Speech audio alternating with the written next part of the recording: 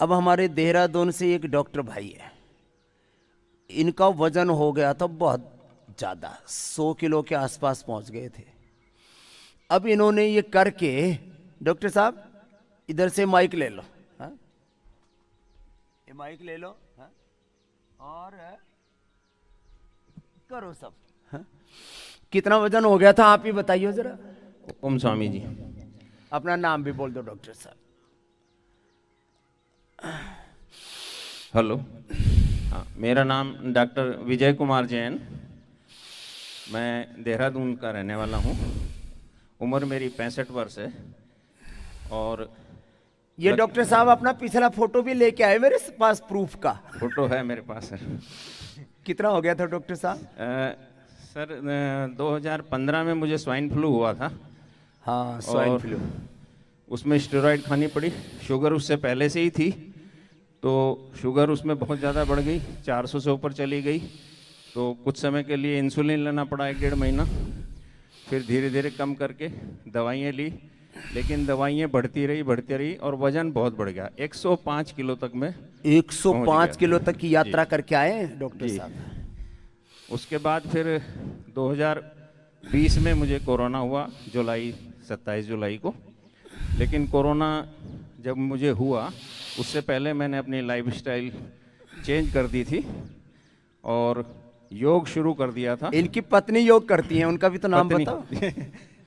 हाँ, पत्नी का ही प्रयास है, उन्होंने ही बहुत प्रयास करके, और मेरी बड़ी बेटी जो पूना में रहती है, उनका मेन प्रयास है मुझे प्रेरणा देने का, जो उन्होंने मुझे योग के क्षेत्र में लाए।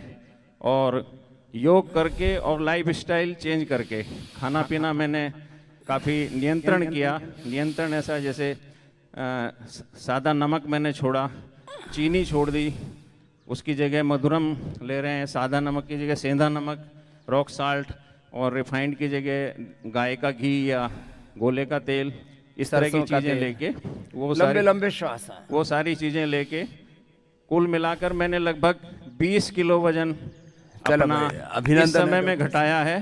20 किलो तो वजन कम कर लिया। और बीमारी भी तो बताओ। 2 वर्ष पहले मुझे सबसे पहले थायराइड, हाँ, डायबिटीज, यस, और एसिडिटी 3+।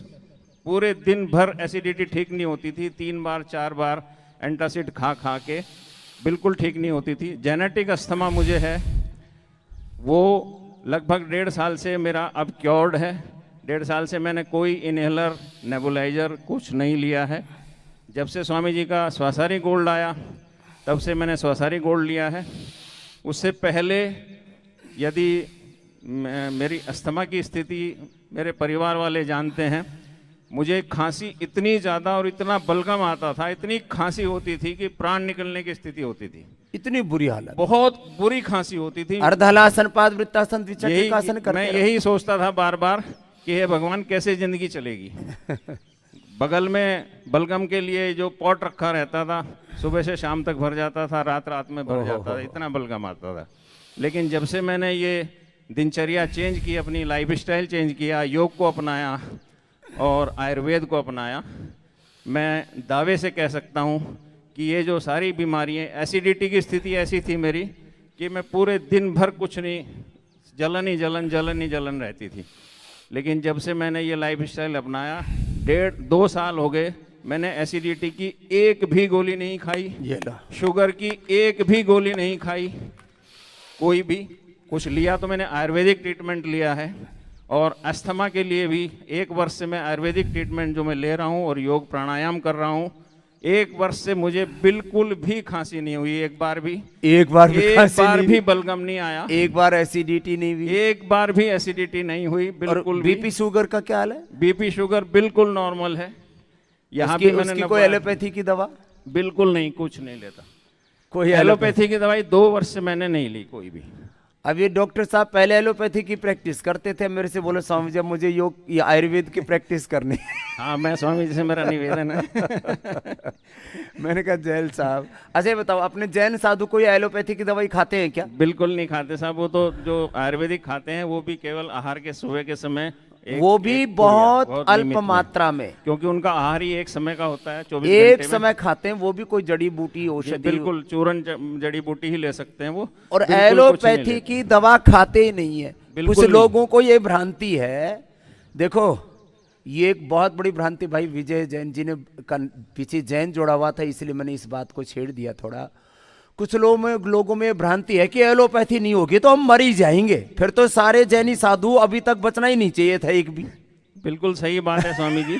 मैं तो ये दावे के साथ कह सकता हूँ कि ये जो चारों बीमारियां मैंने बताई, एसिडिटी, बीपी, शुगर, थायराइड और अस्थमा, ये लाइफस्टाइल डिजीज हैं। ये हमने अपने लाइफस्टाइल को अच्छा करके, ठीक है, खान पान से ही हमने अंदर अपने लिए हैं बीमारियां, और हम अपना खान पान और योग को अपना के, आयुर्वेद को अपना के इनको रिवर्स किया जा सकता है। आप नॉन डायबिटिक हो सकते हो, उसका प्रमाण मैं आपके सामने हूँ। 2 वर्ष, मुझे 15-20 साल से लगभग शुगर थी, 15-20 साल से लगभग डायबिटीज, ये क्या नाम, एसिडिटी, और अस्थमा तो जेनेटिक है मुझे, लेकिन अस्थमा भी- जेनेटिक। अब देखो कुछ लोग कहते हैं जेनेटिक डिजीज को कैसे मेरे रिवर्स करना? परिवार में 5-6 लोगों को अस्थमा है।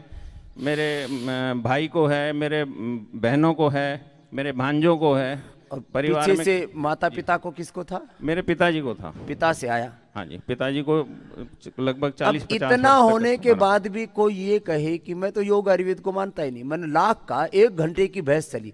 अरे मैंने कहा मैं ये बोल रहा हूँ भाई, life saving disease, life saving drugs और इमरजेंसी ट्रीटमेंट और सर्जरी आप मॉडर्न मेडिकल साइंस में एलोपैथी ने अच्छे से विकसित की है।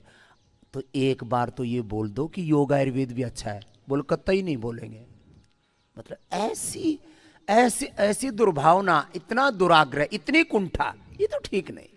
दुराग्रह कुंठा बिल्कुल नहीं होनी चाहिए। आप आओ यहाँ, देखो, आपका दुराग्रह, आपकी कुंठा निश्चित रूप से एक दिन में दूर हो जाएगी। यहाँ लोगों से मिलो आके और देखो यहाँ पे किस तरह से ट्रीटमेंट होता है, किस तरह की व्यवस्था है। मैं स्वामी जी का बहुत आभारी हूँ कि इतना बड़ा प्रकल्प उन्होंने यहाँ पर बनाया, देख के मेरा मन प्रसन्न हो गया बिल्कुल। और मैं तो बड़े बड़े अस्पतालों में जाता हूँ, मेरे संपर्क बड़े बड़े डॉक्टरों से भी हैं, सब मेरे मित्र हैं। मैं सबसे निवेदन करना चाहता हूँ कि सब पैथियाँ, सबका सम्मान होना चाहिए, इसमें कोई दो राय नहीं है। और समन्वय से काम करना चाहिए। समन्वय से काम करोगे तभी मरीजों का भला होगा, तभी रोगियों का भला होगा। बहुत अगर बहुत हम आपस में धन्यवाद, लड़ेंगे बहुत तो बहुत धन्यवाद विजय भाई। तभी रोगों पर विजय पाएंगे विजय भाई की तभी तरह। रोगों पर विजय पा सकते हैं। अब देखो ये तो अभ्यास हो गए 3 अर्धहलासन, पाद वृत्तासन, द्विचक्रिकासन। किस